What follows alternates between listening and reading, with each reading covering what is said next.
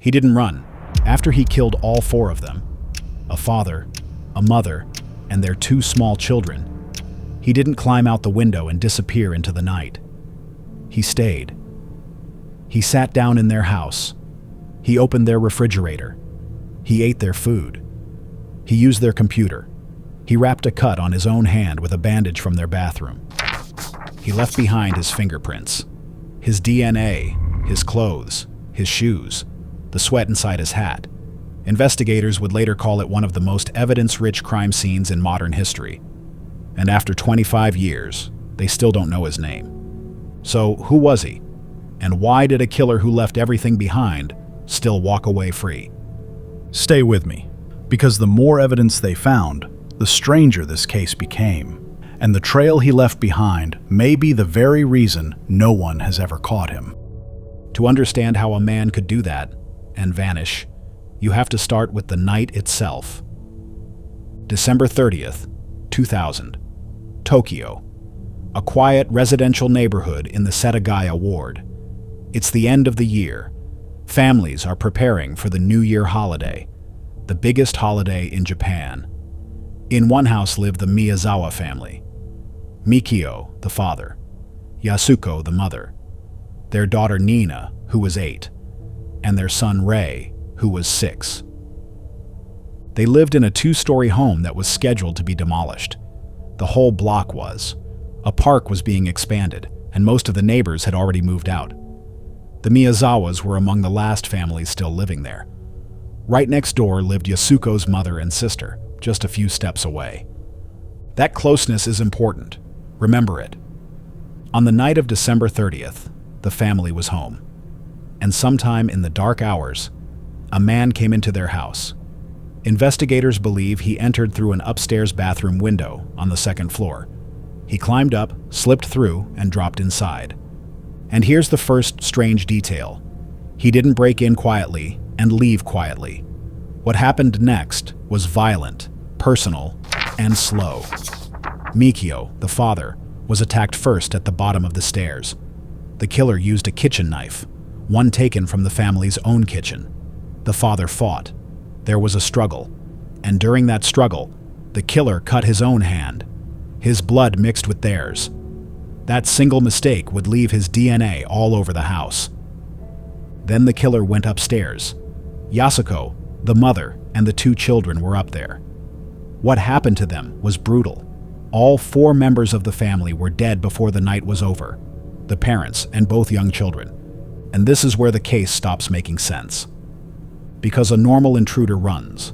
A normal killer wants distance, wants time, wants to be anywhere but the scene. This man did the opposite. After killing an entire family, he stayed inside that house for hours. He went to the bathroom and tended to his wound, leaving blood and bandages behind. He sat at the family's computer and used it. Records showed activity in the early morning hours. He went to the kitchen. He ate ice cream from their freezer. He drank from cartons in their fridge. He may have rested on their couch. Some accounts say he even used the toilet and didn't flush. He was in no hurry at all.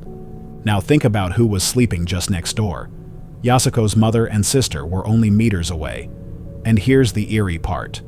The sister later said she heard strange noises during the night. A thumping sound. But she assumed it was nothing. She went back to sleep. The bodies were discovered the next morning, December 31st, by the grandmother, who came over to check on the family. She found them and called for help.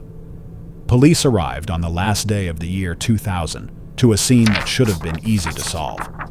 Because he left everything. Let me tell you what that man left behind. His fingerprints, on multiple surfaces. His full DNA profile, from the blood and the sweat. His actual clothing, a jacket, a hat, a fanny pack, handkerchiefs, and the shoes off his feet.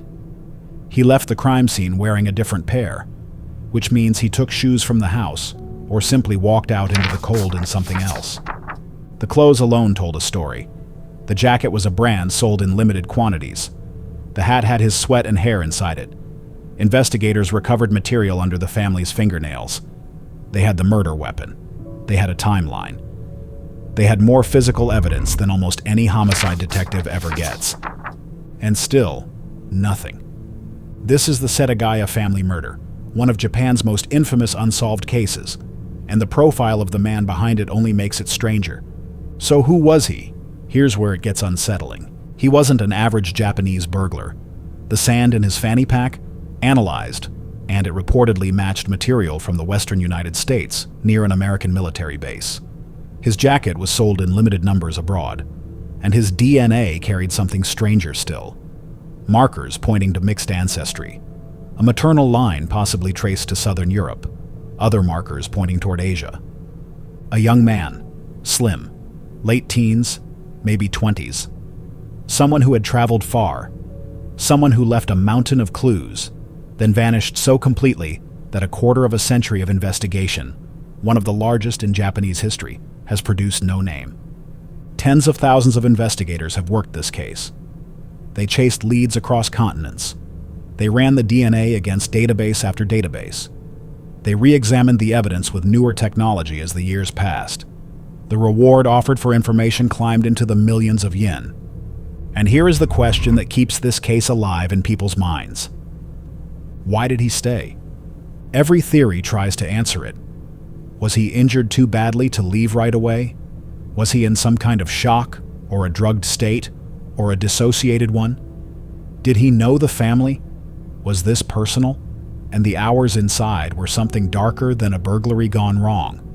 Or was he simply a young man who felt no fear at all, sitting in a house of people he had just killed, eating ice cream, while their bodies lay in the rooms around him?